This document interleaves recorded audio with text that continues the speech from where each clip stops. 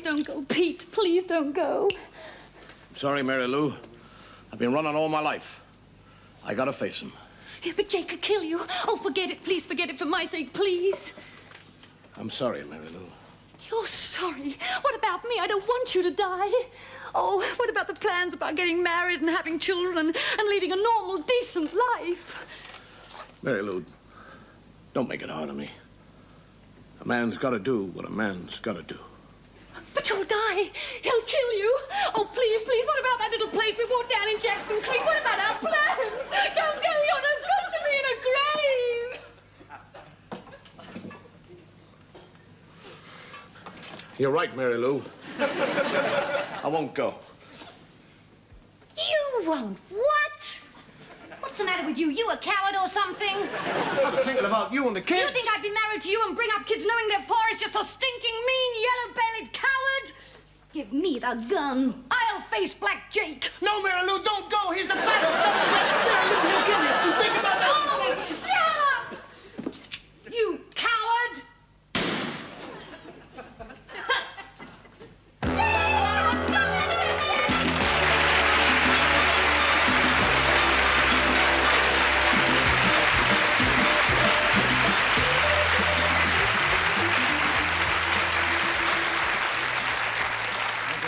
Thank you very much. Good evening, and welcome to the show. Good health.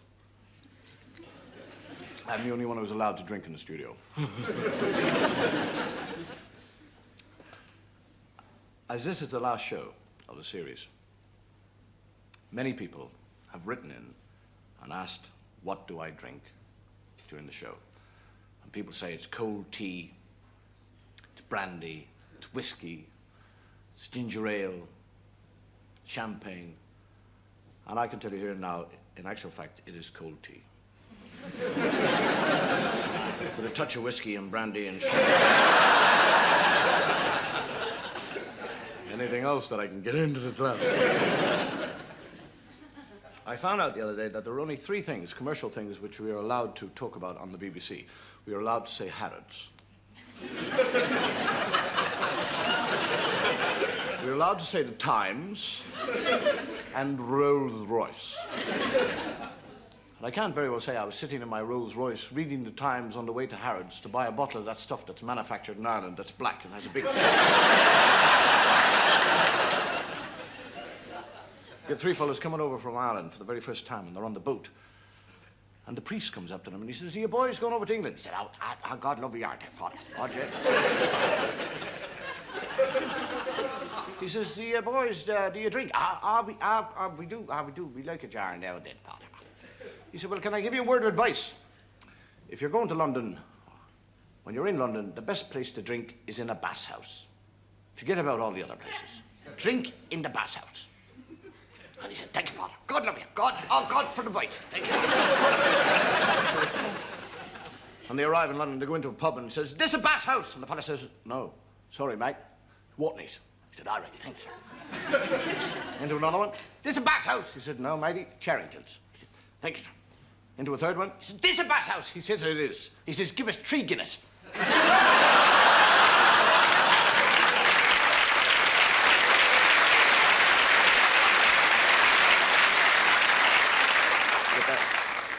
The mad golfer rings up a friend and he said, "You want to give him a golf?" He said, "No, I'm sorry, I'm in mourning." He said, "I can't play. My half-brother died." He said, "Well, you can play 9 holes."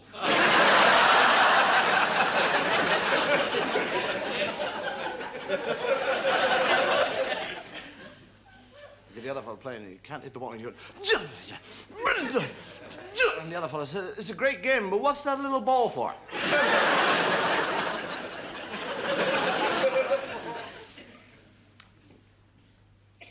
Little drunk, walking through Trafalgar Square, 3 o'clock in the morning. The wind is going... And the lions... And he looks up at Nelson and he says, "Don't jump, I'll call a priest!"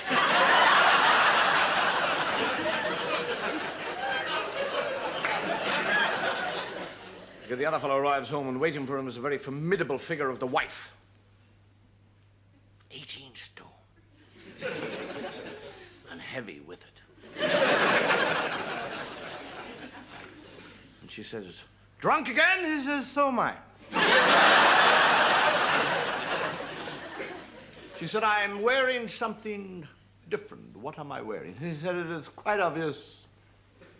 You are wearing a new hairstyle. She said, I am not. I said, oh. I'm wearing a new nightdress. She said, I am not. I said, well, you're wearing your slippers. She said, I am not. He said, I give up. What are you wearing? She said, a gas mask.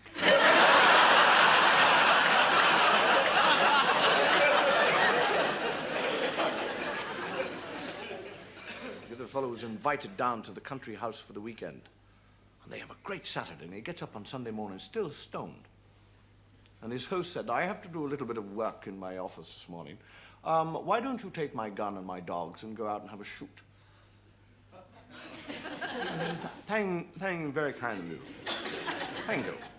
Well, if he goes back, and he's back in half an hour. The fellow said, that was rather quick. He said, well, I ran out of dogs.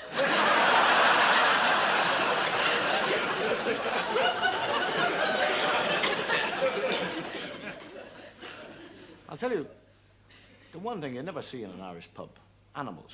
You English people are great lovers for animals.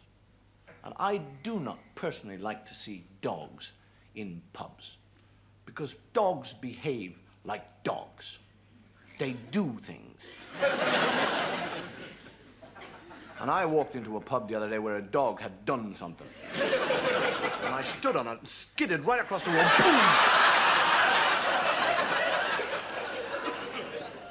Nearly broke my head on the wall. And I get my booze and I'm sitting in the corner and a fella comes in and he does exactly what I did. He went, shoom, shoom, straight into the wall. And I ran over and picked him up and I said, I just did that. He nearly murdered me.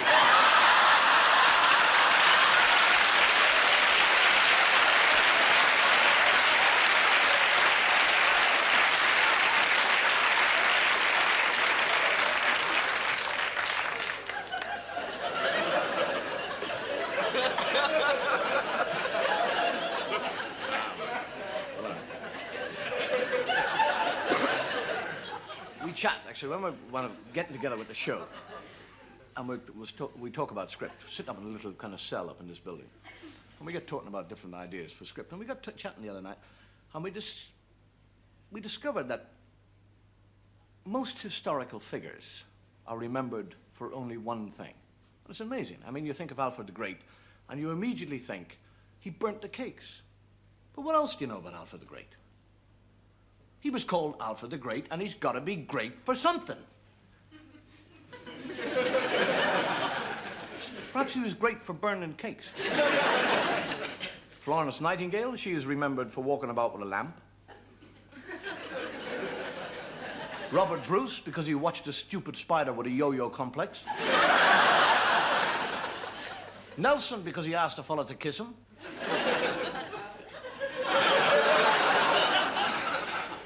Elizabeth I, because she was a virgin. Mind you, I'm not surprised she's remembered for that. You don't meet one of those very often, and if you do... And Napoleon is remembered because he walked around with his hand in his trousers. Saying, not tonight, Josephine. I have a feeling there's a connection between those two things, but I can't figure out what it is.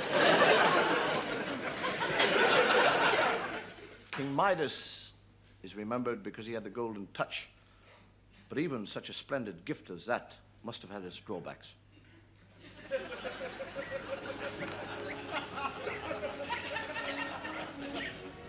Oh, what misfortune is mine. I, King Midas, am getting older and older, and yet I shall never have an heir to my throne.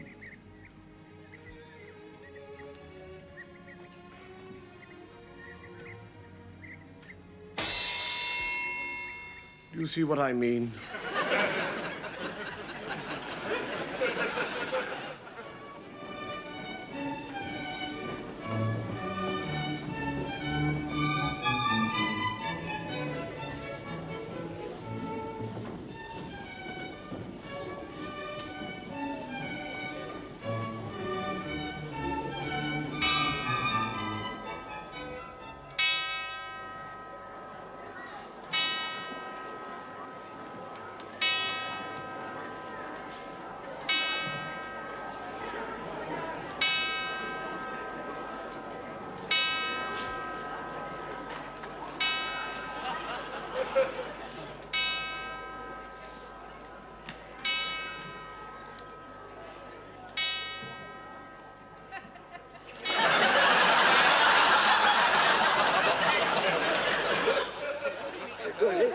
process.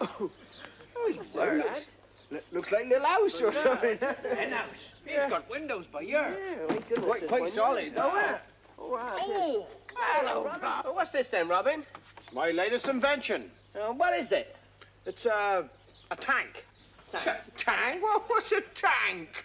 Well, it's like a portable fort. Oh, well, what's it do? Well, come on inside and I'll show you. Righto, then. Hey, you go, Will.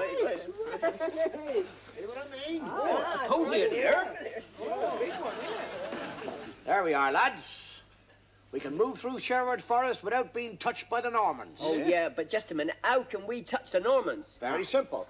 Just open this little flap here, fire an arrow at them, and when they fire back, shut it.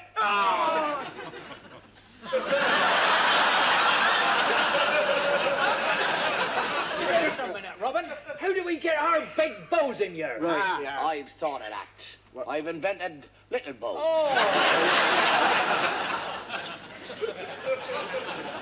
Yeah, Robin! What's that? I don't know.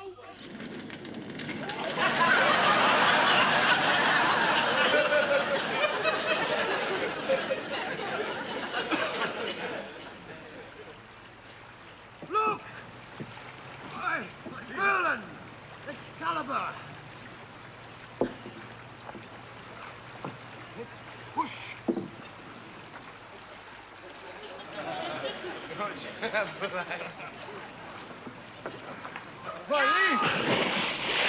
Police!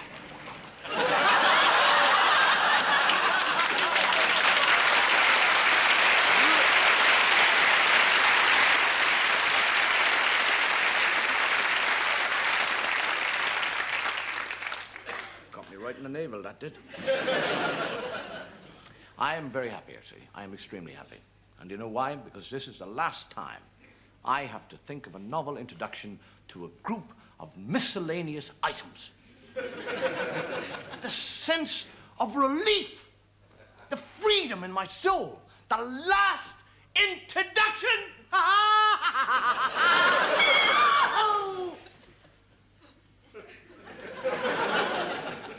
It's the last introduction. I hadn't thought about that, actually. When I think about it, it makes me rather sad.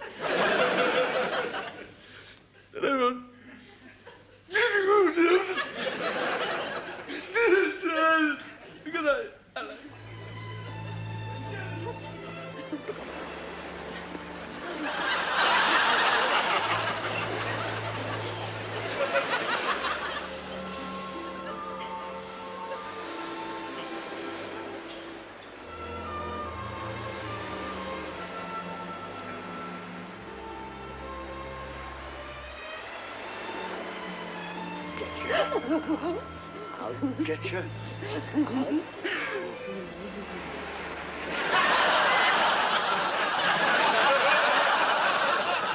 Good morning, my son. Good morning, Father. Good morning, brother. Good morning, Father. Good morning, son. Good morning, sister. Good morning, Father, son, brother. Good morning, mother. Good morning, Father. Good morning, Mother. Good morning, son. Good morning, brother. Good morning, brother. Good morning, Father, Mother, Sister, Brother, Son. What a lovely family they are.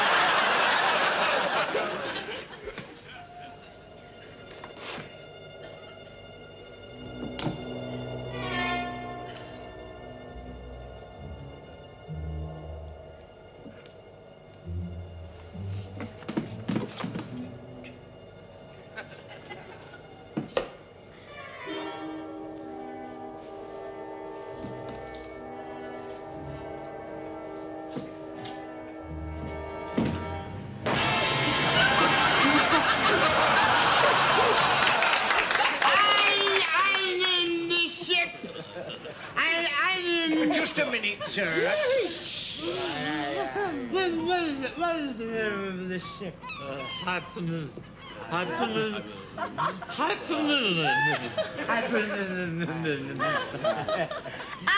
named this ship Hyperion.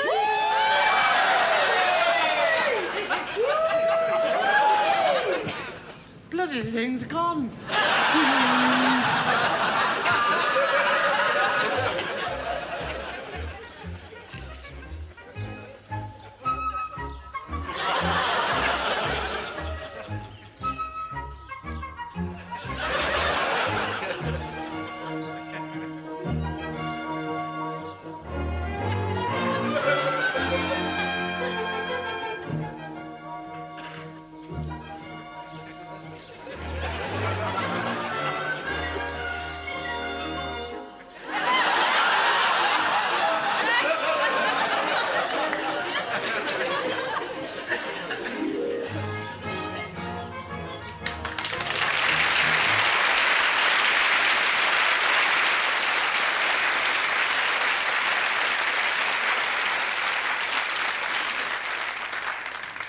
We'd like to have showed the rest, but it got very dirty.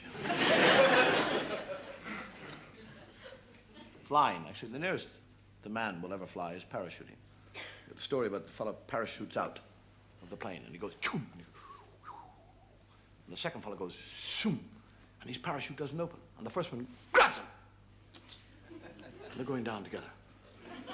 The fellow said, I don't know how to thank you for saving my life. He said, why don't you give me a Swiss kiss? He said, a Swiss kiss? What's a Swiss kiss? He said, it's a French kiss with a yodel. He said, never, I don't kiss fellows. He said, all right, then suit yourself.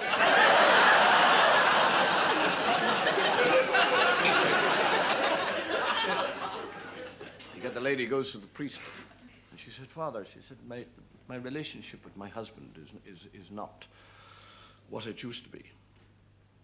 He said, well, how do you mean? She said, well, we're not getting together like He said, are you talking about a physical relationship or a spiritual? She said, well, it's physical. He said, well, the doctor looks after the physical side, I look after the spiritual side. Go and see the doctor. And she does. And she explains the situation. And the doctor said, I wouldn't worry about it. There is a period in every man's life where his animal instincts lie dormant. They're not dead. They're just dormant. They need arousal. I'll give you a little pill. It's known as an aphrodisiac.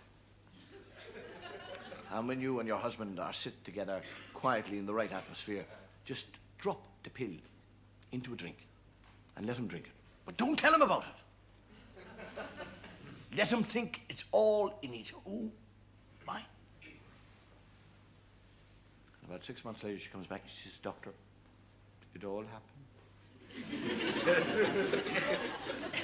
It was all beautiful. We're sitting there having a cup of tea, and he gets up to go out and get the paper, and I drop the pill into the tea. Came back, drank the tea, and about 5 minutes later, he looked at me with that old look in his eye.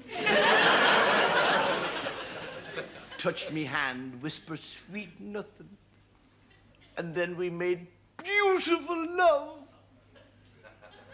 on the table. And the doctor says, on the table? She said, yes. She said, it was slightly embarrassing, but we'll never go back to that restaurant again.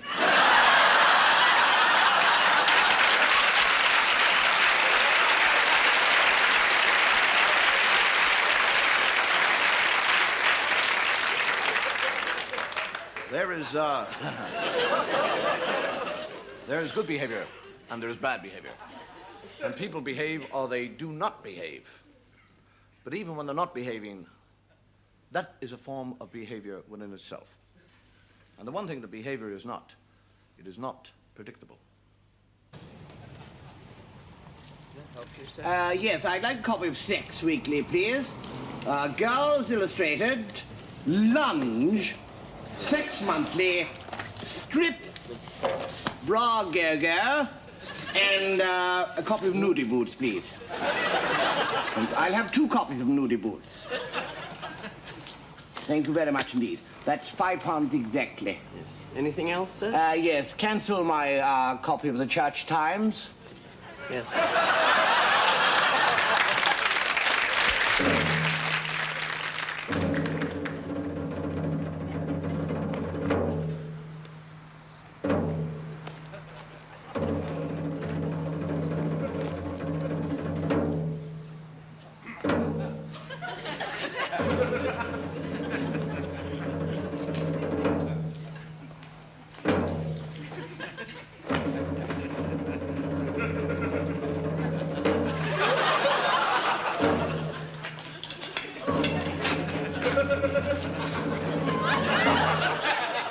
Really, Cyril, you and your war games.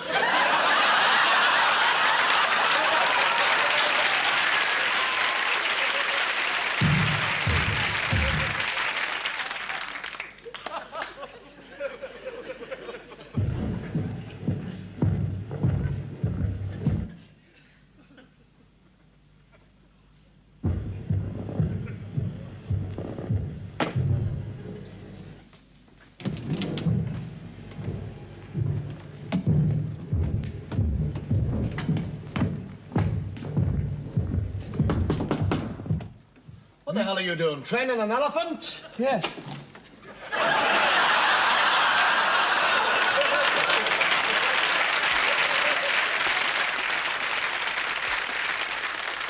Oh, Casanova, please don't go yet. I must. Don't leave me, Casanova. I must. I have other work to do. Farewell, my love. Oh, Maria.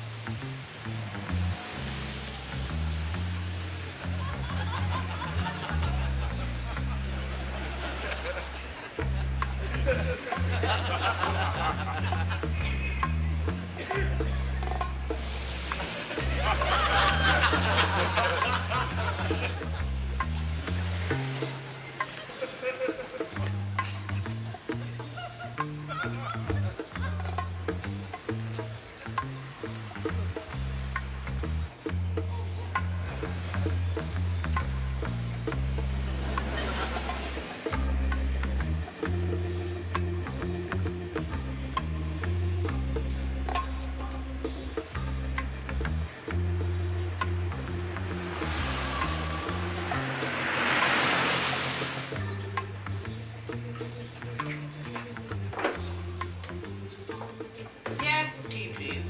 1 tea.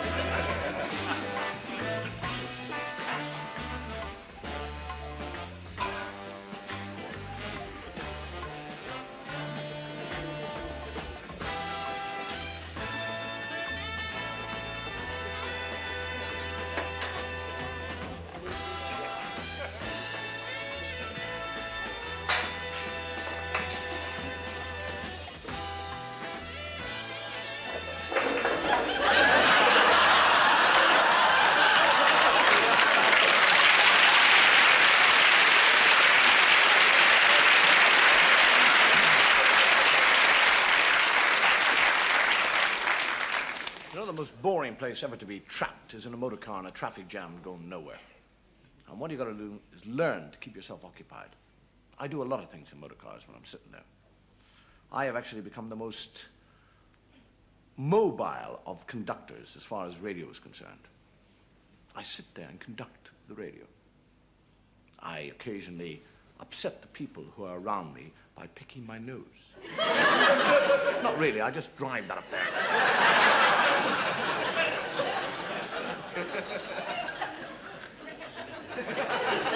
And one of the best things you can actually do, if you can borrow a car that have automatic windows, you don't have to wind them down. You just go, and they go.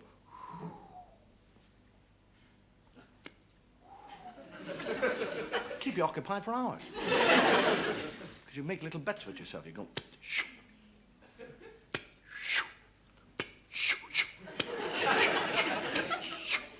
Get little rhythms going for you. Put the windscreen wipers on.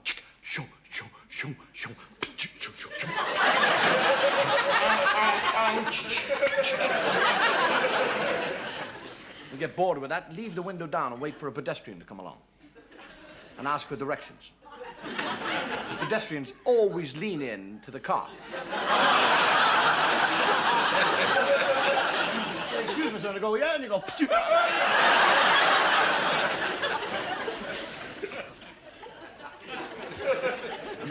Actually, the thing to do is to try and attract the attention of other people. Even if you just blow the horn, doesn't matter. Just blow and do odd things. I do, and I go, and I go, and I go.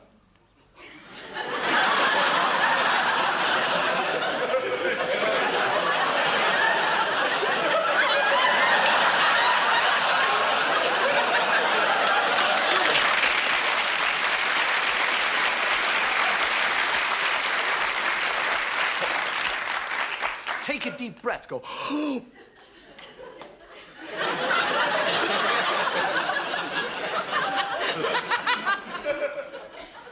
get them over, coming over, giving you the kiss of life, which is I'll tell you, if you get a fellow, you know how you sit, or people sit in a traffic jam, and they'll read the paper. If you get behind one of those fellows, and they're stuck in the paper, they forget the course of time, and they're reading away. All you got to do is blow your horn. They think the traffic's moved on, and they'll drive straight in. A nice one, and that, and get their attention, and you go.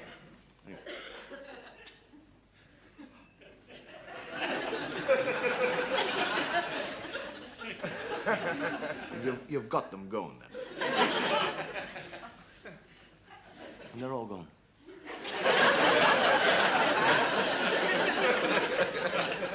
Nothing worse than actually watching somebody trying to thread a needle. Everybody thinks they can do it better than you. And I haven't even got one. I don't know.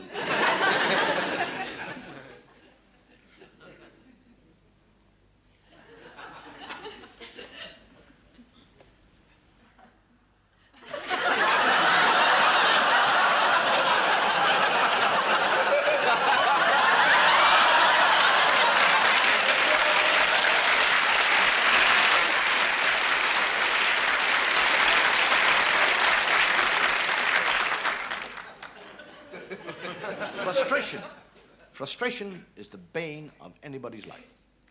Frustration, to me, is to work on a gag, develop it, present it to the audience, and watch it be completely and utterly rejected by them.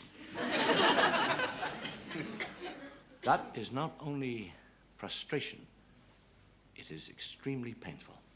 It hurts.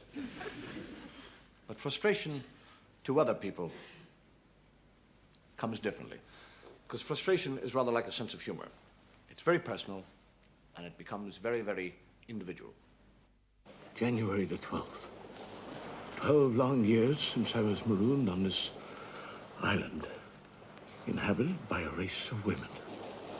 In all that time, I have never set eyes upon another man. I have been alone among this strange tribe of women. Look!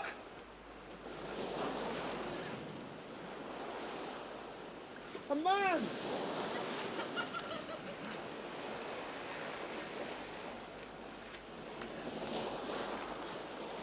My God! Am I glad to see you? And am I glad to see you too? And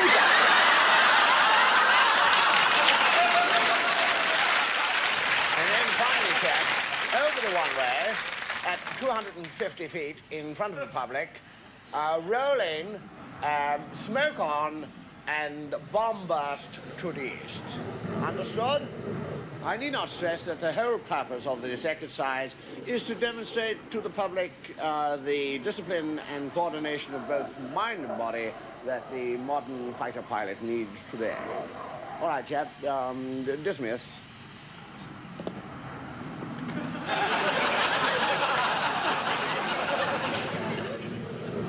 Fools.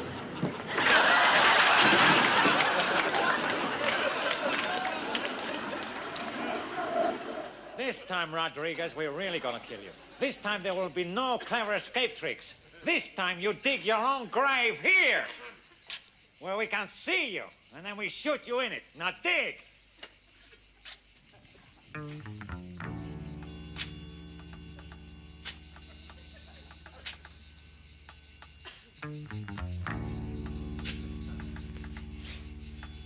Now that was the end of him.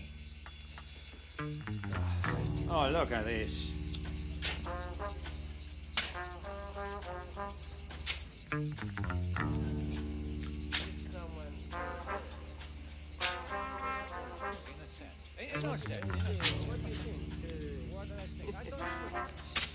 Well, where was it? My 9th execution. This was perhaps the most interesting of all.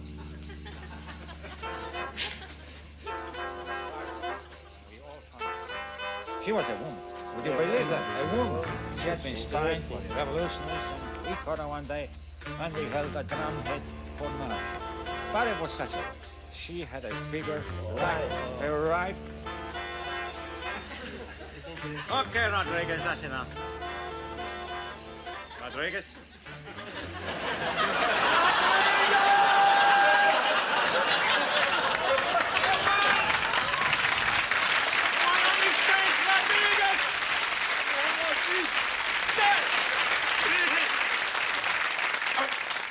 Got to get out of here.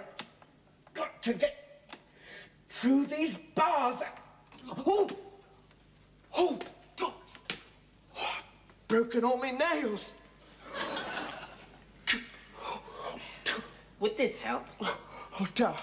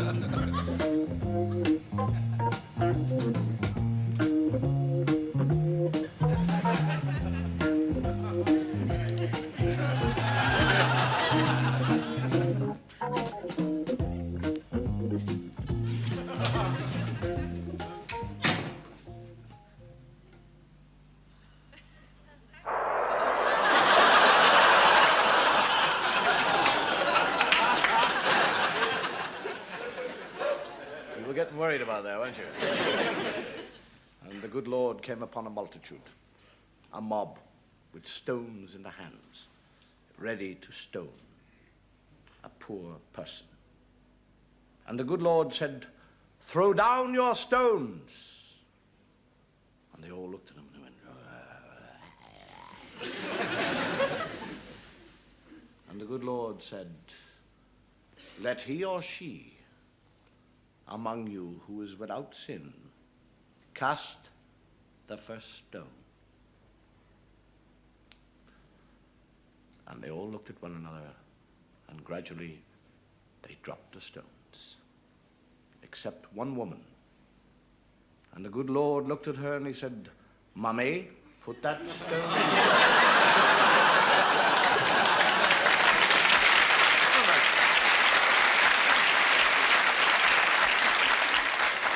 You noticed anything different about the show tonight? Up to now, I haven't talked about religion. Which for all the monks and priests and nuns who watch the show is rather frustrating. Because this show finishes at 10:10, and they're all in bed by 10 o'clock. Actually, it doesn't matter at all, because we were talking about doing the show, and we said, let's do a show. Let's actually try and do a show without any religious gags, just to prove that we can do it. And then we thought, why the hell should we? Are you aware that the only religious, or the only organization never to have industrial strife is the clergy? They've never gone out for kind of shorter working hours, or work to rule, or asked for a 4-day week. But what if they did? Actually, what if the men in the dog collars suddenly became militant? Brothers, how much longer must we endure these conditions of work? Damp cells, drafty churches, woodworm in the confessionals, low pay, and we work every Sunday.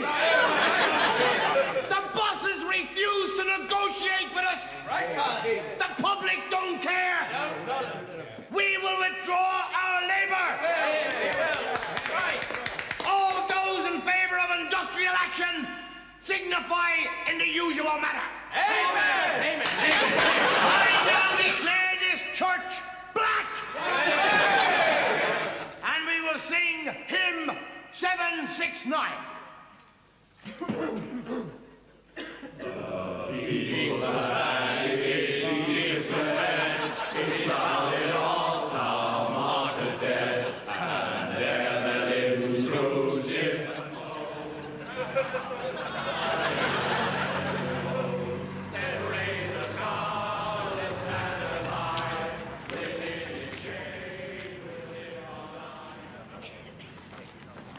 You're on consecrated ground. Go away.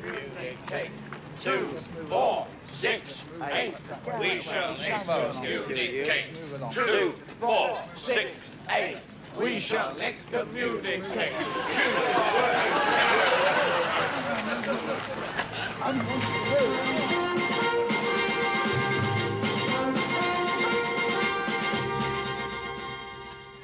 Here is the news.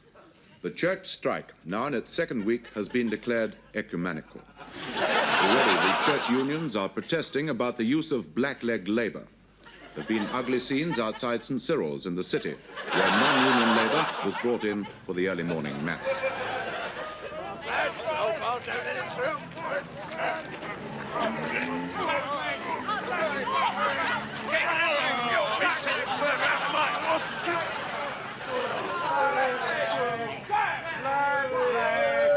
Throughout the country, other denominations have come out in sympathy.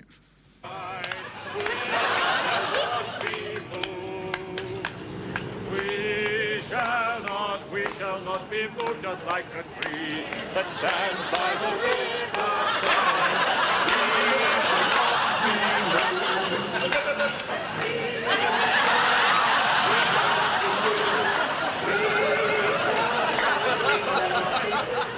Already, the public are beginning to feel the effects of the strike.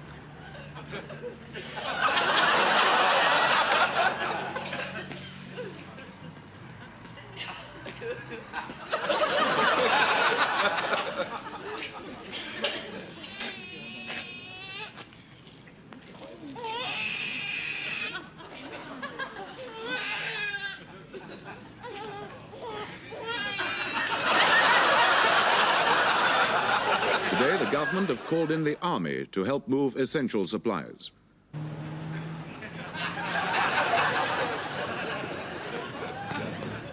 And the use of non-union organists has been authorized.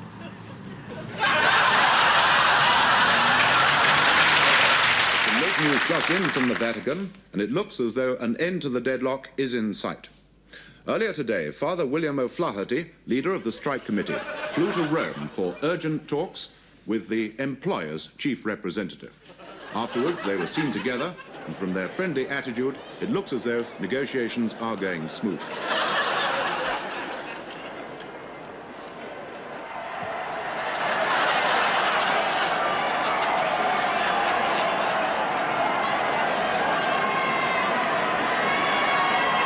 Now, for the very latest situation, we're going over live to Brian Robinson at the Vatican. I'm standing outside the Vatican, where in a few moments we're hoping to talk to the leader of the strike committee, Father William O'Flaherty, who we understand has just finished a 3-hour heart-to-heart talk with His Holiness the Pope. Here he comes. Father William, can you tell us, has His Holiness agreed to your wage demands? Well, we've both agreed on arbitration. You might say that normal services will be resumed in due course. Oh, that's very encouraging news. But in fact, the fate of the church does rest now with the arbitrator. Is he happy? Well, why don't you ask him?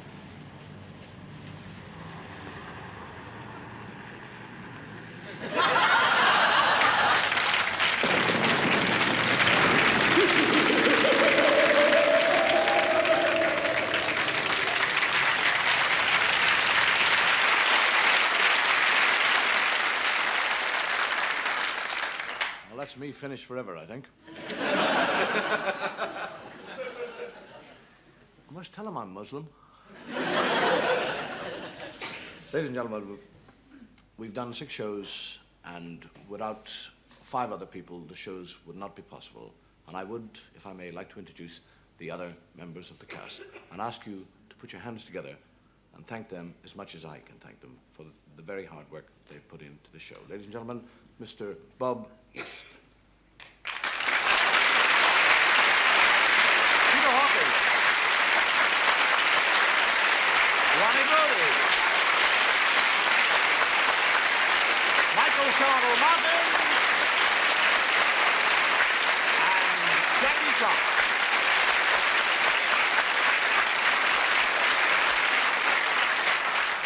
And so for the final item of the final show, and we've saved this as the final item because when the authorities find out that it was us that did what we did, we'd like to have a little bit of a head start. The entrance was modified to suit the new orientation, and the avenue leading up from the banks of the River Avon was completed. Stage 3A, circa 1500 BC. The blue stones were taken down, the site was levelled, and the great Sarsend stones we still see were brought from the Marlborough Downs and erected as we see them today after having been in an outer circle with lintels and an inner horseshoe composed of 5 pairs of uprights with lintels was erected and the entrance was again modified. Phase 3B, 1500 to 1400.